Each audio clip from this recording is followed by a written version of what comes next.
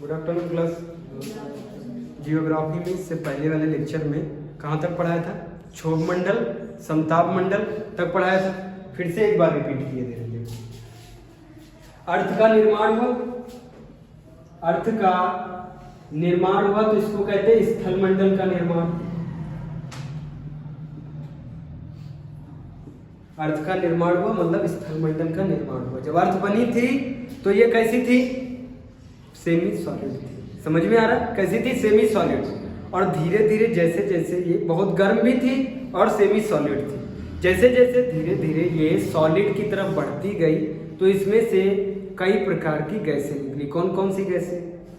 Nitrogen, helium, carbon dioxide, water vapour. Water vapour को ध्यान रखना है, ठीक है? इसमें से क्या निकला ध्यान रखो, और गैसों को ध्यान रखो, लेकिन वाटर वेपर को ज्यादा।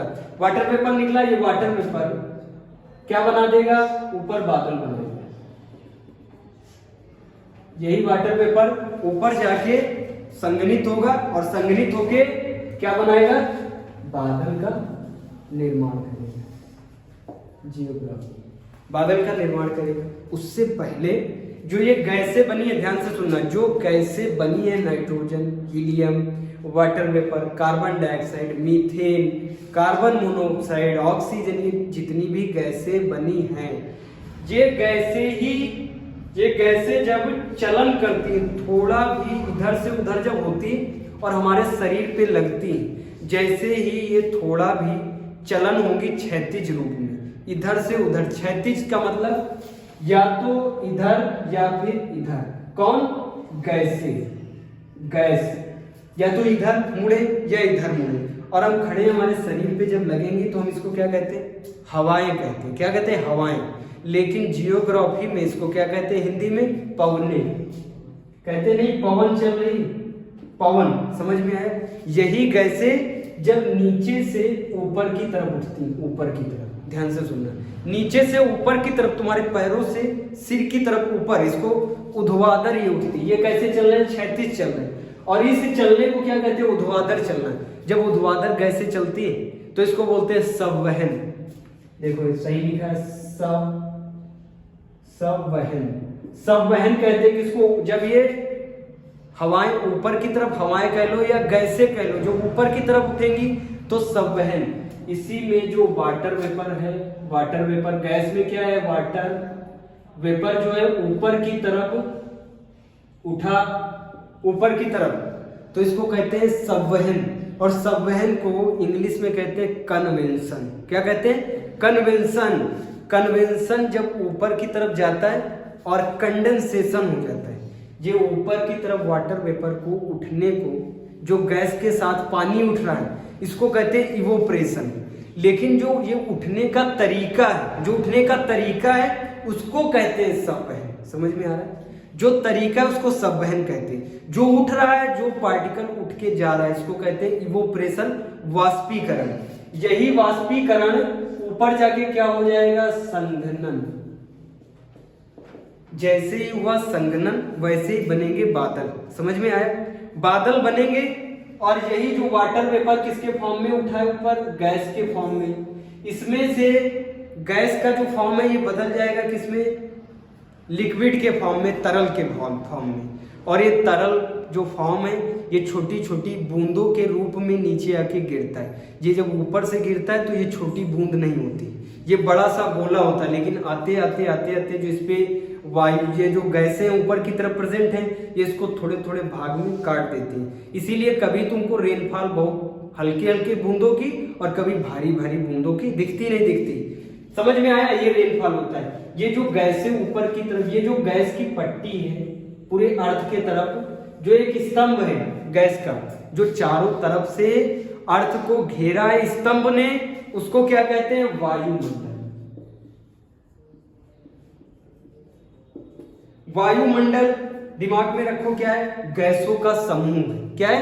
गैसों का समूह क्या है? वायुमंडल कहते हैं। समझ में आया? इसने किसको घेर के रखा है? अर्थ को चारों तरफ से घेर के रखा है।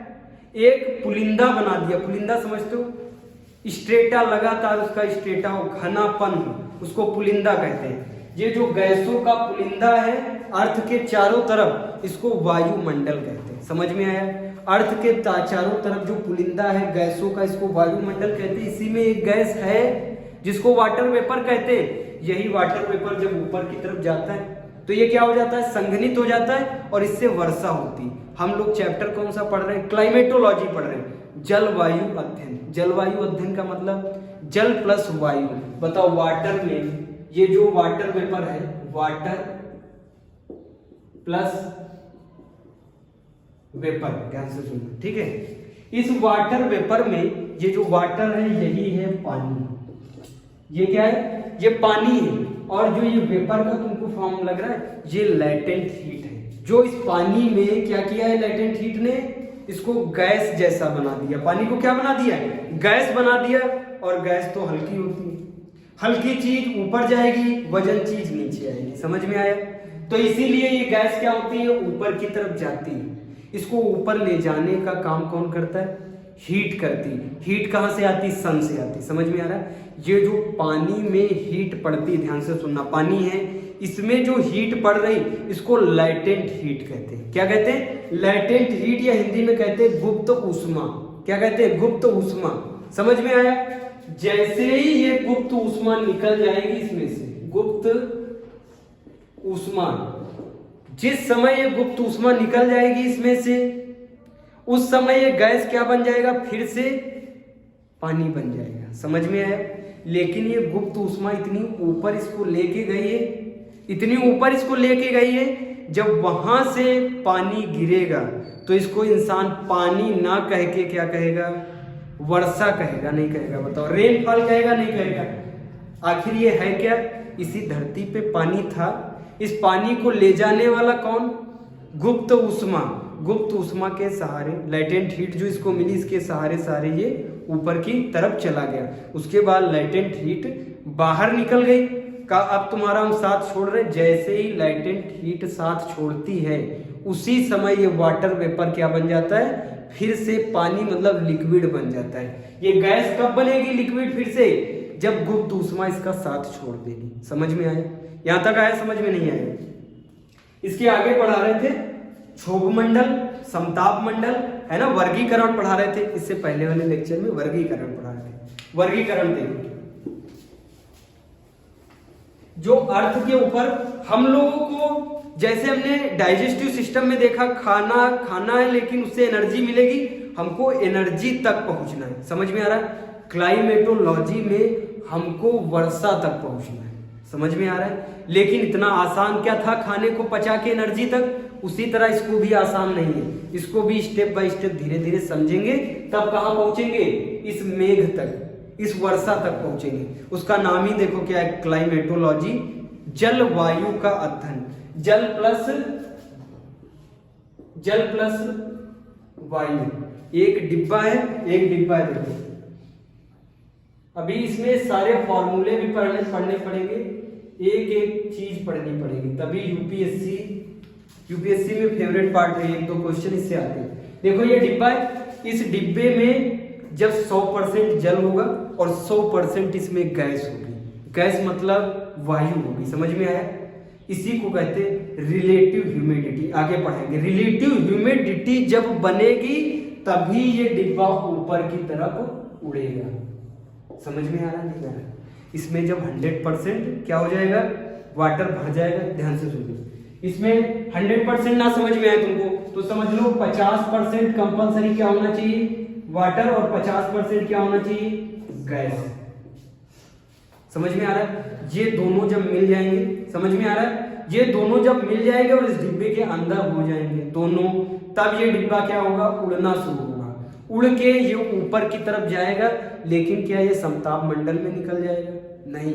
जितने भी क्लाइमेटोलॉजी की प्रक्रिया है, जलवायु का अध्ययन है, वो सब क्षोभ मंडल में ही होता है। वर्षा, मेघ, तड़ित, झंझा, ये सब कहां पे होता है? क्षोभ मंडल में। जो समताप मंडल है वो वीरान है, वहां पे कुछ नहीं होता, वहां पे सिर्फ टेम्परेचर ज्यादा है। समझ में आया? वहां पे प्लेन उड़ते हैं। समझ में आया? वहां पे ओजोन लेयर है, लेकिन वहां पे क्या कोई मेघ बनता है? नहीं बनता है। यहां तक जलवायु समझ में आया? जल प्लस वायु का अध्ययन। मेन टारगेट क्या है हमारा, हमको कहां तक पहुंचना है, वर्षा तक। और इसी वर्षा को, ये जब वर्षा 1-2 दिन होती तो इसको मौसम कहते हैं। यही वर्षा जब 6-7 महीने तक बदल बदल के इसका मौसम हो तो उसको क्या कहते हैं, जलवायु कहते हैं। मतलब मेन हमको कहां तक पहुंचना, वर्षा। लेकिन वर्षा इतना आसान नहीं समझना, स्टार्टिंग में एक एक चीज समझनी पड़ेगी, तब लास्ट में पहुंचेंगे वर्षा पे। इस अर्थ में अर्थ बनी, स्थल मंडल बना, समझ में आया। जब अर्थ ठंडी हुई तो इसमें से गैसें निकली, इसी गैसों के समूह को वायुमंडल कहते हैं, समझ में आया। यही जो वायुमंडल है, इसी में जो गैसें प्रेजेंट हैं, ये जब क्षैतिज इधर से उधर होती, क्षैतिज चलती इधर से उधर, तो हमारे शरीर पे जो टकराव लगता है, इनका जो टकराव लगता है, इसको उसको क्या बोलते हैं, हम उसको बोलते हैं पवने, हवाएं। जब ज्यादा तेज टकराव लगता है तो उसको कहते हैं आंधी, समझ में आ रहा है। और ज्यादा तेज टकराव लगे तो उसको क्या कहते हैं, साइक्लोन, समझ में आया। सब एक ही बात है, समझने का ही फेर है, समझ में आ रहा है, समझने का फेर है, लेकिन कुछ क्या डिफरेंट है। यही जो पुलिंदा है, ये जो गैसों का पुलिंदा है, किसके ऊपर, अर्थ के ऊपर जो पुलिंदा है, यही पुलिंदा इधर से उधर डगमगाता है, इधर से उधर चलता है, समझ में आ रहा है। जब ये चलेगा तो इस जो अर्थ पे लोग रह रहे हैं इसको महसूस करेंगे, जो महसूस करते हैं इसको हवाएं बोलते हैं, समझ में आया। इसके ऊपर क्या प्रेजेंट है, एक पुलिंदा प्रेजेंट है, जिसको क्या कहते हैं, वायुमंडल। वायुमंडल, ये पुलिंदा बहुत मोटा है, बहुत मोटा, मतलब ये 180 किलोमीटर से ज्यादा मोटा है, 180 किलोमीटर से ज्यादा, समझ में आ रहा है। और इस 180 किलोमीटर में अलग अलग गैसें प्रेजेंट है, अलग अलग गैसें, अलग अलग का मतलब है अलग अलग घनत्व में, घनत्व में कहीं पे ज्यादा घनी है और कहीं पे बहुत ज्यादा हल्की। जैसे जैसे तुम इस अर्थ के ऊपर जाओगे, जैसे जैसे अर्थ के ऊपर जाओगे, ये गैसें धीरे धीरे धीरे धीरे समाप्त होती चली जाएंगी। इसका मतलब गैस सबसे ज्यादा घनी कहां पे मिलेगी, सरफेस पे। जहां अर्थ पे तुम खड़े हो उसकी सरफेस पे सबसे ज्यादा घनी क्या है, गैसें, समझ में आ रहा है। अब इसको साइंटिस्ट ने इस पुलिंदे का वर्गीकरण किया, पुलिंदे को क्या बोलते हैं, वायुमंडल। वायुमंडल का वर्गीकरण किया, अलग अलग भागों में बांटा। पहला वाला जो भाग बांटा है उसको कहते हैं क्षोभ मंडल। क्या बोलते हैं, क्षोभ मंडल बोलते हैं। ध्यान से सुनना, अब नहीं आया समझ में तो फिर कभी नहीं आएगा समझ में।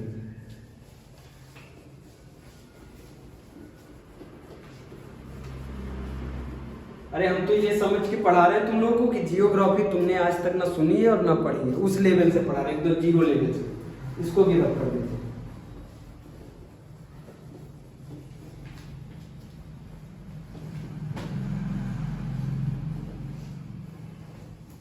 ध्यान से सुनो, ये अर्थ है,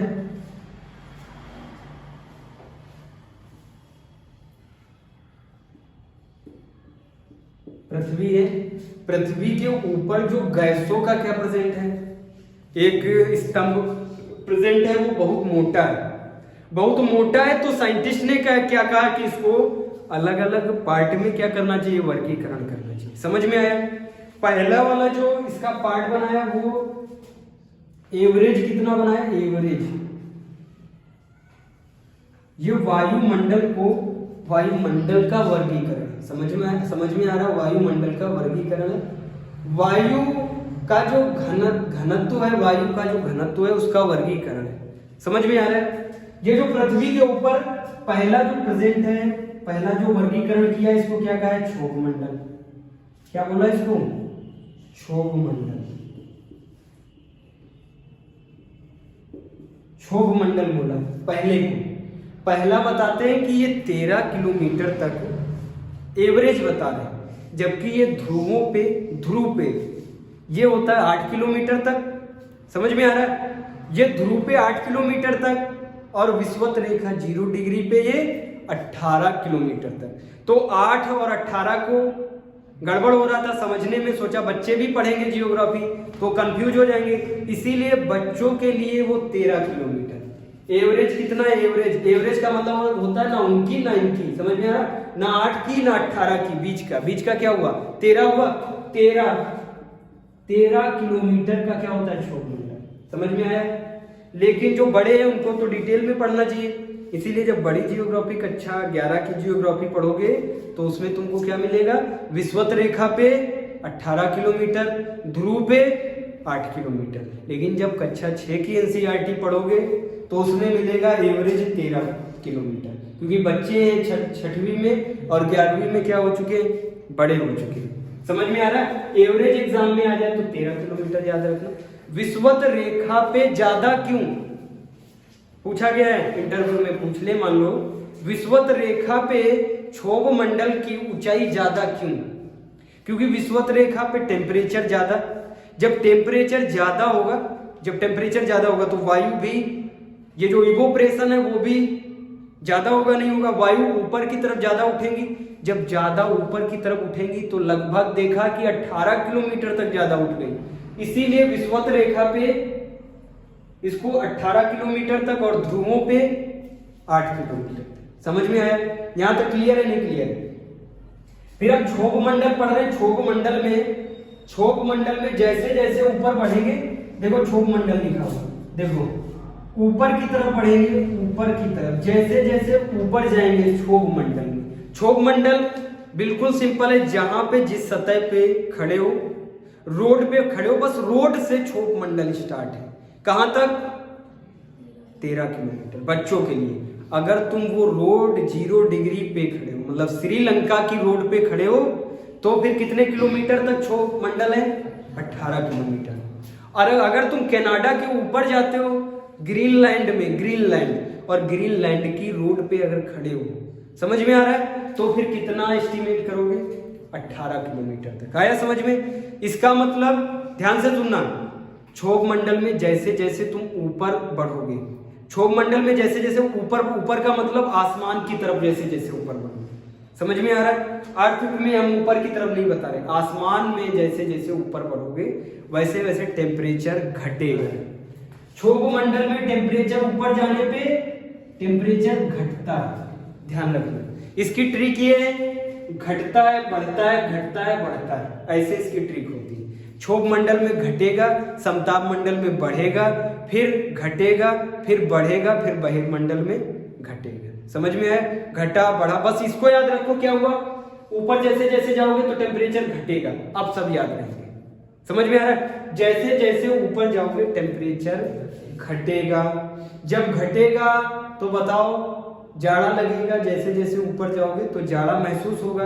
जाड़े का मतलब क्या, टेम्परेचर डाउन, इसीलिए हिमालय पर्वत पे बर्फ जमी होती है।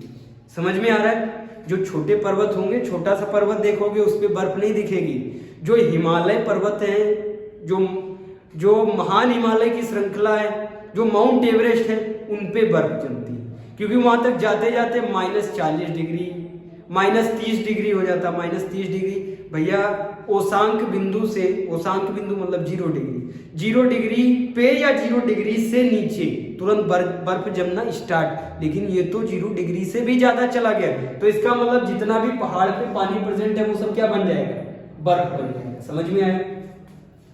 तो अब समझ में आ रहा पर्वतों पे बर्फ क्यों जमती है, इतना क्लियर हुआ। क्षोभ मंडल में जैसे जैसे ऊपर जाओगे टेम्परेचर घटेगा। क्षोभ मंडल में सभी प्रकार की क्लाइमेटोलॉजी की परिघटना होती है, जलवायु की परिघटना कहां पे होती है, क्षोभ मंडल में। परिघटना जलवायु की मतलब बादल बनेंगे क्षोभ मंडल में, बारिश होगी क्षोभ मंडल में। बादल बहुत दूर नहीं बनते हैं, बादल तो बहुत दूर नहीं बनते। अगर अच्छा पतंगबाज है और महंगी पतंग है और वो अगर कायदे से बढ़ा दे 100 वाले गुल्ले से, तो पतंग किस में घुस जाएगी, उस बादल में घुस जाएगी। समझ में आ रहा है? बादल बहुत दूरी पे नहीं बनते। अगर बहुत सघन बादल है, बहुत तगड़ा बना हुआ है, तो और भी पास होगा। अभी हम आगे पढ़ाएंगे रुई वाला बादल, पक्षी बादल, तब समझ में आएगा कितनी दूर बनते। जब जाड़ा होता है जनवरी के सीजन में, आज के सीजन में, अभी बादल पता कहां पे बन जाते हैं, रोड के ऊपर बादल बन जाते हैं, जहां पे हम खड़े यहीं पे बादल बन जाते हैं। उस बादल को क्या कहते हैं, कोहरा। क्या कहते हैं, कोहरा कहते हैं, वो भी बादल है। समझ में आ रहा नहीं आ रहा? यही बादल गर्मियों में बरखा में कहाँ बनते हैं, ऊपर की तरफ बनते हैं। देखो जब कोहरा होता है तो तुम चलोगे साइकिल से, मोटरसाइकिल से, तो भीग जाओगे। समझ में आ रहा है ये बादल, क्योंकि ये जैसे ही वायु ऊपर की तरफ उठी वैसे ही लेटेंट एनर्जी तुरंत निकल गई। समझ में आ रहा, गुप्त ऊष्मा तुरंत निकल गई, क्योंकि टेम्परेचर बहुत ज्यादा डाउन है और तुरंत क्या बन गया, वो जो गैस उठी थी ना वो तुरंत क्या बन गई, पानी बन गई। इसी को कहते हैं कोहरा। और सुबह के समय जो ओस बनती वो भी एक बादल का ही रूप है। समझ में आ रहा है। क्षोभ मंडल में ही क्या बनेंगे, बादल। बादल बनेंगे तो बताओ, वर्षा भी क्षोभ मंडल में। और दो बादलों के टकराने से, दो बादल जब टकराते हैं आपस में तो बिजली कड़कती है। तो जब बादल बनेंगे क्षोभ मंडल में तो बिजली भी कहां बनेगी, क्षोभ मंडल में बनेगी। समझ में आ रहा है। बिजली, तड़ित झंझा, ये जो बिजली होती है, जब बिजली बहुत तेज आए, समझ में आ रहा है, बहुत तेज हो बिजली, उसको बोलते हैं तड़ित झंझा। समझ में आया, ये पूछा गया तड़ित झंझा कहां पे, क्षोभ मंडल में। बादल का निर्माण क्षोभ मंडल में, वर्षा क्षोभ मंडल में। आया समझ में, क्षोभ मंडल। क्षोभ मंडल के बाद बढ़ोगे कहां पे, समताप मंडल। ये ऊपर वाली स्ट्रेटा समताप मंडल। क्या है, समताप मंडल। समताप मंडल की खास बात है, क्षोभ मंडल में जैसे जैसे ऊपर बढ़ोगे टेम्परेचर घटेगा, समताप मंडल में जैसे जैसे ऊपर बढ़ोगे टेम्परेचर बढ़ेगा। समझ में आ रहा, जैसे जैसे ऊपर बढ़ोगे वैसे वैसे टेम्परेचर क्या होगा, बढ़ेगा। इसीलिए इसका नाम देखो समताप। यहाँ पे जैसे जगह, सम का मतलब क्या होता है, प्लस। मैथ में सम का प्लस होता है, प्लस मतलब स्टेप बाय स्टेप जैसे प्लस हो गए ऊपर की तरफ वैसे वैसे ताप क्या होगा, बढ़ेगा। इसीलिए इसका नाम क्या है, समताप मंडल। इंग्लिश में कहते हैं स्ट्रेटोस्फियर। और क्षोभ मंडल को क्या कहते हैं, ट्रोपोस्फियर। ट्रोपोस्फियर में जैसे जैसे ऊपर तो तापमान घटेगा, समताप मंडल में जैसे जैसे ऊपर तापमान बढ़ेगा। प्लेन इसी समताप मंडल के निचले वाले भाग में, ये जो नीचे वाला भाग है इसमें प्लेन पता किस लिए उड़ाए जाते हैं, क्योंकि अगर क्षोभ मंडल में उड़ाएंगे तो तड़ित झंझा आएगा, तड़ित झंझा बादल बनेंगे, बादल के दोनों रगड़ने से, दो बादलों के रगड़ने से बिजली आती है, बिजली कड़केगी, प्लेन पे ही गिर गई बिजली। बताओ 400 350 पैसेंजर निकल गए। भैया वायु वाली जो वो है साधन है, ये बहुत खतरनाक होता है, उसमें बचने का कोई जुगाड़ नहीं होता है। ट्रेन में एक समय बच जाओगे, मोटरसाइकिल से बच जाओगे, ट्रक से लड़ गए बच जाओगे, समझ में आ रहा, लेकिन ऊपर से तुम गिरे तब तो बचने की कोई उम्मीद है, अरे समझ में भी नहीं आएगा कि पैसेंजर कौन था। अभी वो विपिन रावत वाला देखा है मामला, देखो। इसीलिए ये जो प्लेन होते हैं, ये प्लेन समताप मंडल में उड़ाए जाते हैं। कहाँ उड़ाए जाते हैं, समताप मंडल में। समताप मंडल की कौन सी रेखा में, निचली रेखा में। आया समझ में, समताप मंडल की निचली रेखा में क्या उड़ाए जाते हैं, प्लेन। इसलिए उड़ाए जाते हैं क्योंकि क्षोभ मंडल में अगर उड़ाएंगे तो बिजली से डर है, इसलिए इसको समताप मंडल खाली मंडल, वहां बादल नहीं बनेंगे। जब बादल नहीं बनेंगे बिजली नहीं होगी, बारिश नहीं होगी, कुछ नहीं। कभी ऐसा देखा है मूवी में कि कोई हीरो प्लेन से जा रहा हो, प्लेन के इर्द गिर्द बारिश हो रही, नहीं देखा होगा। कभी देखा है, नहीं देखा। और जो वो देखते हो बादल दिखते, जब वो फिल्म स्टार देखता है तो उसको बादल दिखते, तब वो प्लेन क्या कर रहा है, लैंडिंग कर रहा है। लैंडिंग किधर कर रहा है, क्षोभ मंडल से नीचे आ रहा है, इसीलिए बादल दिख रहे हैं। क्षोभ मंडल में बादल बनते हैं, ना कि समताप मंडल में। समताप मंडल को क्या कहते हैं, स्ट्रेटोस्फियर। स्ट्रेटोस्फियर में जैसे जैसे ऊपर जाओगे तापमान बढ़ेगा। इसी स्ट्रेटोस्फियर में ऊपरी वाली सतह में, स्ट्रेटोस्फियर में ऊपर वाले पार्ट में क्या होता है, ओजोन लेयर। ओजोन लेयर का फॉर्मूला होता है O3 ऐसे करके O3 की एक क्या बनी है, जाल बनी। इस जाल में इस O3 का मेन मतलब पता क्या है, अगर सन से यूवी रेस आएंगी, सन से क्या आएगी, यूवी रेस, तो ये O3 क्या कर देगा, एब्जॉर्ब कर लेगा। इसको क्या करेगा, एब्जॉर्ब कर लेगा, इसको क्षोभ मंडल तक भी नहीं जाने देगा।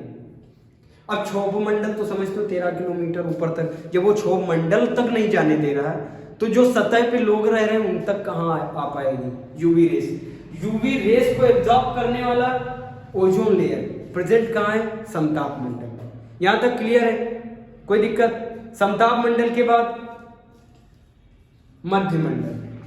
देखो क्षोभमंडल पढ़ाया था 13 किलोमीटर एवरेज, 13 किलोमीटर से 50 किलोमीटर तक समताप मंडल है।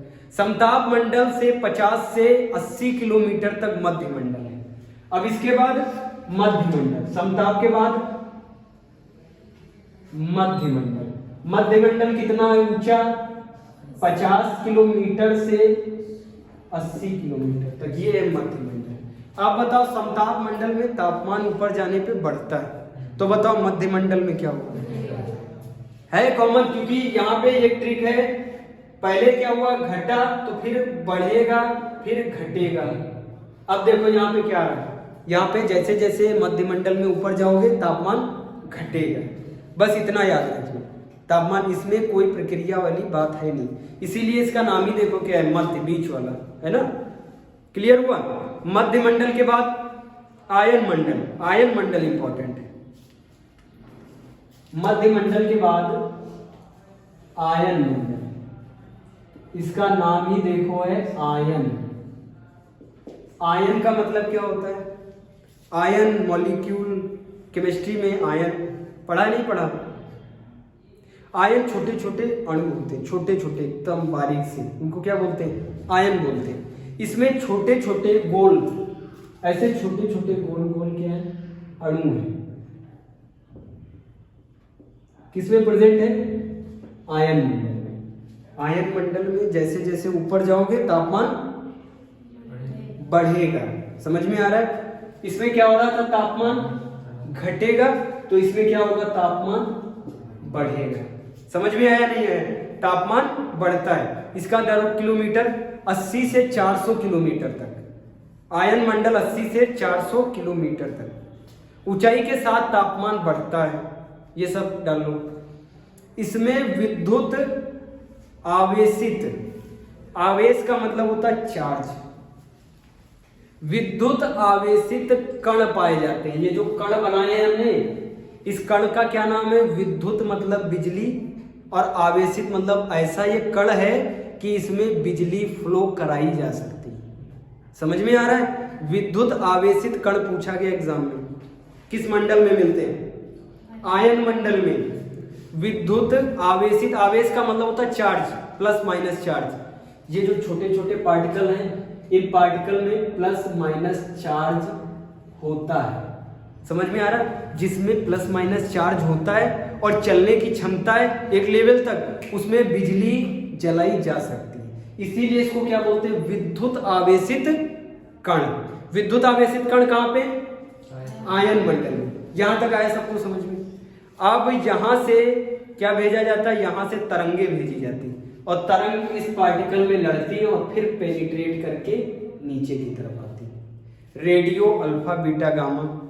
अल्फा जो होता था, तुमने वो बॉर्डर फिल्म में देखा होगा, डेल्टा अल्फा करके कोड होता है। वो जो वायरलेस पे बात करते हैं, वो वायरलेस वाला कहाँ भेजा जाता है? यही पे भेजा जाता है। जो रेडियो 93.5 FM, 95.5 FM रेडियो सुना है, उनकी जो रेस होती है वो कहाँ भेजी जाती है? यहाँ भेजी जाती है, और वो लड़के ऐसे स्केटर हो जाते हैं। ये ऐसे उनको इतनी वाली एरिया में, इतनी वाली एरिया को अलॉट कर दिया। ये किसका है? 93.5 रेडियो एफएम का एरिया। इतना चेंज करोगे तो 93.5 रेडियो एफएम पे चले जाओगे। ये सब कार्यक्रम कहाँ पे होता है? आयन मंडल में। समझ में आया? देखो, पृथ्वी के द्वारा भेजी गई रेडियो तरंगे, पृथ्वी के द्वारा भेजी गई रेडियो तरंगे इस संस्तरण के द्वारा वापस पृथ्वी पे लौटा दी जाती है। लौटा दी जाती है कैसे? ये जो विद्युत आवेशित कण है, ये विद्युत आवेशित कण गोल है, गोल। और गोल चीज पे जब तुम कोई चीज मारोगे तो पक्का नहीं है कि वो वापस आएगी। वो स्कैटर होके कहो इस साइड चली जाए, उस साइड, या अगर बीच में लड़ गया तो जरूर वापस आएगा। समझ में आ रहा है? इसीलिए ये क्या है, इनके जो ये भेजते हैं यहाँ से रेडियो तरंग, वो सब ऐसे स्कैटर हो जाते हैं। समझ में आ रहा है? टेलीकॉम वाले, ये टावर वाली दुनिया से पहले ये आयन दुनिया चलती थी। ये जो रेडियो एफएम होते थे, वायरलेस होता था मोबाइल वाला, तो अब टावर लगते हैं। पहले टावर लगे थे? नहीं लगे थे। लेकिन लोगों की जब स्टार्टिंग में बात होती थी, जो रेडियो सुनते थे, ट्रांजिस्टर चलते थे पहले। पहले रेडियो भी नहीं था, ट्रांजिस्टर था। वो ट्रांजिस्टर कैसे, एक सिग्नल पृथ्वी से भेजा जाता था आयन पे, इस आयन पे लड़ता था और ऐसे स्कैटर हो जाता था। ये स्कैटर कहाँ पे आता था, पृथ्वी पे ऐसे स्कैटर करके, और इसमें कोड छुपा हुआ है 93.5 रेडियो एफएम का, और यहाँ से जो तरंग में भेजेंगे, छोड़ेंगे तरंग में, वो सब पृथ्वी पे इतनी एरिया में सुनेंगे। समझ में आ रहा है? इसका कभी कभी दुरुपयोग भी किया जाता था, इसीलिए इसको अब बहुत कम कर दिया गया है। आया समझ में? नहीं आया? एकदम क्लियर है। आयन मंडल के बाद बहिर्मंडल, आयन मंडल के बाद बहिर्मंडल, इसके बारे में जानकारी उपलब्ध साइंटिस्ट को भी नहीं है, इसलिए हमको भी जानकारी रखने की जरूरत नहीं है, इसीलिए इसका नाम ही रखा गया है बहिर्मंडल। अब ये पढ़ाई के बाहर है। समझ में आया? लास्ट मंडल लेकिन याद रखना बहिर्मंडल होता है। ठीक है, इतना आया समझ में? एकदम क्लियर हुआ? ये सारे मंडल क्लियर हुए? नहीं क्लियर हुए? अब देखो सूर्य की स्थिति लिखो, जलवायु में सूर्य की स्थिति बदलने से, सूर्य की स्थिति बदलने से, सूर्य की स्थिति बदलने से जलवायु क्या होती है, बदलती है। मतलब सूर्य अगर इधर से उधर जाएगा तो टेम्परेचर भी इधर से उधर हो जाएगा, नहीं हो जाएगा? टेम्परेचर में फर्क आएगा। जैसे ही टेम्परेचर घटा या बढ़ा तो जलवायु भी घटेगी और बढ़ेगी। समझ में आया नहीं आया? अगर भारत के सामने 23.5 नॉर्थ, भारत के सामने कब, 21 जून को, जब 21 जून को 23.5 नॉर्थ पे सन आता है तब टेम्परेचर बढ़ता है। जून जुलाई में खूब ज्यादा टेम्परेचर होता है, जब खूब ज्यादा टेम्परेचर होगा तो इवोप्रेशन भी बहुत ज्यादा होगा। जब इवोप्रेशन खूब ज्यादा होगा उस टाइम पे तुमको जून के 21 जून के इर्द गिर्द कम बारिश देखने को मिलेगी, क्योंकि उस समय लगातार क्या हो रहा है, इवोप्रेशन हो रहा है, अभी इकट्ठा हो रहा है। अभी तो बादल बन रहे हैं, अभी तो उसको समय चाहिए, 7 दिन 8 दिन चाहिए, नहीं चाहिए। उसके बाद जब वो झमाझम बन जाएंगे उसके बाद होगी बारिश। इसीलिए जून के बाद जब जुलाई होता है ना, जुलाई को क्या, जुलाई अगस्त में बहुत जबरदस्त बारिश होती है। समझ में आया यहाँ तक? मतलब सन की स्थिति बदलने से, सन की स्थिति बदलने से जलवायु की स्थिति भी बदलती है। आया समझ में? अब डालो हेडिंग सौर विकिरण, इंसोलेशन। ये आ गया समझ में? एकदम रब कर दे। फिर से एक बार, क्षोभ मंडल में सभी क्लाइमेटिक प्रक्रिया होती। क्षोभ मंडल में जैसे जैसे ऊपर बढ़ोगे तो तापमान घटेगा। घटने के तापमान के कारण जो क्षोभ मंडल में पर्वत प्रेजेंट हैं, जो क्षोभ मंडल तक ही तो है, समताप मंडल में तो नहीं निकल गए, क्षोभ मंडल के ही तो अंदर हैं, तो उनमें क्या होता है, बर्फ की टोपियां होती हैं। समझ में आया? समताप मंडल में जाओगे तो समताप मंडल में जैसे जैसे ऊपर की तरफ जाओगे तापमान बढ़ेगा, नीचे वाले समताप मंडल की रेखा में प्लेन उड़ाए जाते हैं। इसलिए क्योंकि क्षोभ मंडल में सारी क्लाइमेटिक प्रक्रिया होती है, क्लाइमेट में बिजली भी आती है और बिजली प्लेन पे गिर जाएगी, सब मर जाएंगे, इसीलिए समताप मंडल में उसको उड़ाया जाता है। समझ में आया? समताप मंडल के बाद मध्यमंडल। मध्यमंडल में कुछ जैसा पढ़ने वाला नहीं, सिर्फ ये याद रखना जैसे जैसे ऊपर बढ़ेंगे तापमान घटेगा। आयन मंडल इंपॉर्टेंट है क्योंकि एक जमाने में ट्रांजिस्टर रेडियो इससे चलते थे। गदर नहीं, वो कौन सी, बॉर्डर पिक्चर है, बॉर्डर पिक्चर में जो वायरलेस पे बात करते थे, वो वायरलेस पे कौन सा, यहाँ से भेजे जाते थे सिग्नल और वो लड़के कहाँ पे आते थे, पृथ्वी पे। समझ में आ रहा? वो आयन मंडल। आयन मंडल के बाद बहिर्मंडल, को नाम ही है उसका बहिर्मंडल, इसलिए उसको बाहर करो। समझ में आया? अब हम कह रहे हैं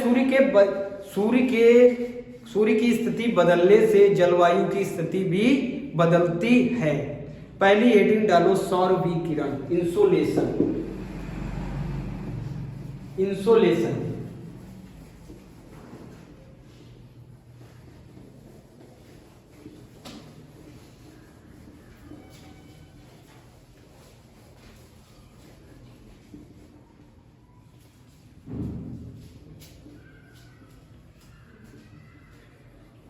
नहीं हो रहा है, डालो इंसोलेशन डालो, लिखो पृथ्वी पे आने वाली सूर्य की किरण को क्या कहते हैं, इंसोलेशन कहते हैं। सूर्य की किरण जो पृथ्वी पे आती है उसको क्या बोलते हैं, विकिरण बोलते हैं। और इसी विकिरण को इंग्लिश में क्या कहते हैं? इंसोलेशन। पृथ्वी जियोइड है नहीं है बताओ? पृथ्वी लगभग गोल है कि नहीं है? तो मतलब गोल चीज पे अगर टॉर्च की किरणें तुम डालोगे, गोल चीज पे टॉर्च की किरणें, तो गोल चीज पे हमेशा ध्यान रखना, अगर बीच वाले पॉइंट पे लड़ी तो बैक आएगी बराबर वापसी, लेकिन हो सकता गोल वाली चीज पे इस वाले भाग पे तिरछा भाग पे पड़े तो वो तिरछा जाएगी। इसीलिए पृथ्वी पे जो सूर्य की किरणें पड़ती वो सीधी भी और तिरछा भी पड़ती। समझ में आ रहा किस कारण? क्योंकि अर्थ कैसी है? जियोइड शेप की। यहां तक आया समझ में? और अर्थ ऊपर से झुकी है और नीचे से भी झुकी है। किस कारण? हमने बताया था उल्का पिंड आके लड़ गए थे। जब ऊपर से ऐसे लड़े उल्का पिंड तो ये सिर कैसा हो गया? 23.5 डिग्री मुड़ गया, और जब नीचे कमर पे लड़े तो 66 डिग्री क्या हो गया? झुक गए। तो ये पृथ्वी कैसी? ऐसे करके झुकी हुई है। कहां से? नीचे से 66 डिग्री एंड हाफ, और ऊपर से एक्सिस से कितना? 23 डिग्री एंड हाफ। समझ में आ रहा है? तो पृथ्वी समझ रहे हो कैसी है? झुकी है और बराबर अपनी एक्सिस पे भी घूम रही है और सूर्य के चारों तरफ भी घूम रही है। अपने एक्सिस पे घूमती है तो उसको रोटेशन, सूर्य के चारों तरफ घूमती है तो क्या? रिवोल्यूशन कहते हैं। यहां तक आया समझ में? एकदम ठीक है। इंसोलेशन हेडिंग डाल ली। इंसोलेशन का कोई मतलब नहीं। इंसोलेशन का मतलब है कि जो सूर्य की किरणें पृथ्वी पे पड़ती हैं उसको ही इंसोलेशन बोलते हैं। अब ध्यान से सुनना, इसमें पढ़ने वाला क्या है? इसमें पढ़ने वाला है heat budget. Heat budget, heat budget में बजट क्या होता है? तुम्हारे पैंट में, तुम्हारी जेब में कहां से रुपए आए हैं और तुम कहां खर्च करोगे, इन दोनों चीजों को क्या कहते हैं? बजट कहते हैं। ठीक है। किसी के पास गल्लक होता है, गुल्लक कहते हैं इसको, गुल्लक कहते हैं। अरे ऐसे करके गुल्लक होते थे, ऐसे सील पाइप बंद होता था, उसमें एक सिक्का डाल दिया जा सकता था। अब इसमें तुमको पैसे कहां से मिले, उसके बाद तुम खर्चा कहां करोगे, इसको क्या कहते हैं? बजट। क्या कहते हैं? बजट कहते नहीं कहते? इसी प्रकार जो सूर्य की किरण है वो बताओ हीट है नहीं है? सूर्य की जो किरणें है उसे हीट महसूस होता है? गर्मी महसूस होती नहीं महसूस होती? जो सूर्य की किरणें कितनी हमारे पास आ रही हैं और वापस कितनी सूर्य के पास जा रही हैं, इसको क्या कहते हैं? हीट बजट कहते हैं। समझ में आ रहा है? हीट बजट लिख लो। ऊर्जा का धरातल पे आय और व्यय। आय का मतलब पाना और व्यय का मतलब खर्च करना। ऊर्जा का धरातल पे आय और व्यय को क्या बोलते हैं? Heat budget. Heat budget. सूर्य से 100% ऊर्जा निकलती है। सूर्य से 100% ऊर्जा निकलती है, लेकिन पृथ्वी तक क्या 100% पहुंचती है? बताओ। सूर्य से तो हीट 100% निकलती है, लेकिन क्या पृथ्वी पे 100% पहुंचती है? अगर पृथ्वी पे 100% पहुंच जाए ना तो ये सेकंडों में पृथ्वी क्या हो जाएगी? स्वाहा, राख का ढेर बन जाएगी। इसीलिए निकलती है 100%, लेकिन पृथ्वी पे पहुंचती है 51%। कितनी पहुंचती? 51% पहुंचती है। याद करने के लिए 50-50 से याद करेंगे। 50% पीछे चली जाती है और 50% आती है। समझ में आया? इसको हीट बजट कहते हैं। देखो ध्यान से,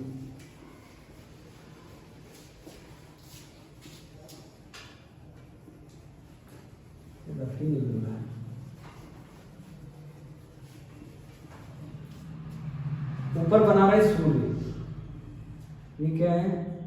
सन। सन ने हीट 100% छोड़ी। हीट कितनी छोड़ी है? 100% सन ने छोड़ी। कहां? पृथ्वी पे। ये पृथ्वी है, पृथ्वी पे 100% छोड़ी, लेकिन पृथ्वी कहता हमको 100% नहीं चाहिए। समझ में आ रहा है? तो ये सन ने तो 100% छोड़ी थी किरणें, लेकिन ये क्या हो जाएंगी? कुछ बैक हो जाती। कितनी बैक हो जाती? 50% बैक हो जाएंगी और 50% पृथ्वी पे स्ट्राइक करेंगी। समझ में आ रहा नहीं आ रहा? चलो आज के लिए इतना बता दे रहे, टाइम हो गया, ठीक है। देखो कितनी लिख ली, 100%, 100% ऊर्जा किसने निकाली? सन ने 100% ऊर्जा भेजी, लेकिन 100% पहुंचेगी नहीं। जितना भी हम काम करते हैं जिंदगी में, कभी भी कुछ भी 100% होता ही नहीं जिंदगी में। कोई सच भी 100% नहीं होता, कोई झूठ भी 100% नहीं होता। समझ में आ रहा है? जिंदगी में कभी कोई तुमसे कह दे कि 100% कोई चीज है, मृत्यु भी 100% सच नहीं है। दुनिया में कुछ भी 100% ना सच है और ना 100% झूठ है। इसका मतलब जो सन से निकली है 100% ऊर्जा, 100% जो ऊर्जा निकली है, तो ये 100% क्या पहुंचेगी पृथ्वी तक? नहीं पहुंचेगी। कितनी पहुंचेगी? 50% पहुंचेगी। 50% वापस जाएगी। जो सन से ये जो किरणें निकल रही है, ये जो सन से जब निकलती तो इसको क्या कहते हैं? Short wave. क्या कहते हैं? Short wave. क्या कहते हैं? शॉर्ट वेव कहते हैं। जब ये पृथ्वी पे आती है तो ये केला भी खाएंगी, अनार भी खाएंगी, किसी के घर पे गई रोटी भी खाएंगी। तो ये जो शॉर्ट है ना, ये शॉर्ट, ये क्या बन जाएंगी? Long wave. क्या बन जाएंगी? लॉन्ग वेव बन जाएंगी। समझ में आ रहा है? यही लॉन्ग वेव जो है ये वापस नहीं जा पाती इतनी जल्दी, क्योंकि बीच में गैसें प्रेजेंट है। बीच में जो गैसों का पुलिंदा है, ये जब शॉर्ट थी, जब हल्की थी, तो इनको जाने दिया। ये जो गैसें, इनमें छोटे छोटे छेद हैं। कार्बन डाइऑक्साइड की जो परत है, छोटे छोटे छेद है। उस छोटे छोटे छेद से बताओ शॉर्ट वेव निकल जाएगी या लॉन्ग वेव? शॉर्ट वेव तो आराम से निकल गई। जब ये पृथ्वी पे आई तो खाया पिया ये कैसी होगी? मोटी मोटी हो गई, मतलब लॉन्ग वेव हो गई। अब ये ऐसी वेव हो गई। जब आई थी तो ऐसी थी, अब कैसी है? ऐसी। अब बताओ ये क्या उससे कार्बन डाइऑक्साइड वाले होल से निकल पाएगी? नहीं निकल पाती। समझ में आ रहा है? इसीलिए इसको क्या कहते हैं? जब ये बहुत समय तक ना निकल पाए, कार्बन डाइऑक्साइड ज्यादा इमिट करोगे पृथ्वी से, पृथ्वी पे ज्यादा कार्बन डाइऑक्साइड की मात्रा हो गई, चादर ज्यादा मोटी हो गई कार्बन डाइऑक्साइड की, तो बताओ कार्बन डाइऑक्साइड के जो छेद थे इतने इतने बड़े, वो और भी छोटे हो जाएंगे। अब तो कंबल कई कंबल की परतें हैं, तो ये छेद कैसे हो गए? एकदम छोटे। इन छोटे छेद से ये लॉन्ग वेव निकल पाएगी? नहीं निकल पाएगी। और जब ये नहीं निकल पाती है 1-1.5 घंटे तक यहीं पे मंडराया करती है, बार बार स्ट्राइक करती पृथ्वी पर, उसी को कहते हैं ग्लोबल वार्मिंग। समझ में आ रहा है?